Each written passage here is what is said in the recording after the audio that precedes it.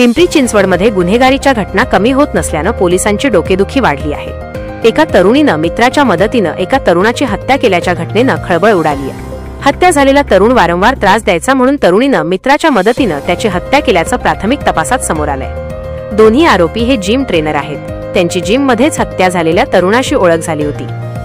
याबाबत मिळालेली माहिती अशी की गोपीनाथ उर्फ लल्ला वरपे याची डोक्यात लोखंडी रॉड घालून हत्या करण्यात आली।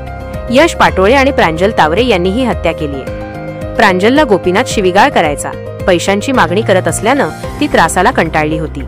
यातूनच ही घटना घडल्याचं सांगण्यात येत आहे।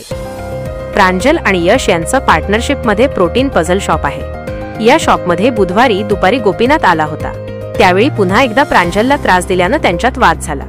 यावेळी प्रांजलने गोपीनाथला कानशिलात मारली, तेव्हा तिने यशच्या मदतीने गोपीनाथला मारहाण केली। डोक्यात रॉड घातल्यानं गंभीर जखमी झालेल्या गोपीनाथला रुग्णालयात नेण्यात आलं होतं, मात्र उपचाराआधीच त्याचा मृत्यू झाला होता।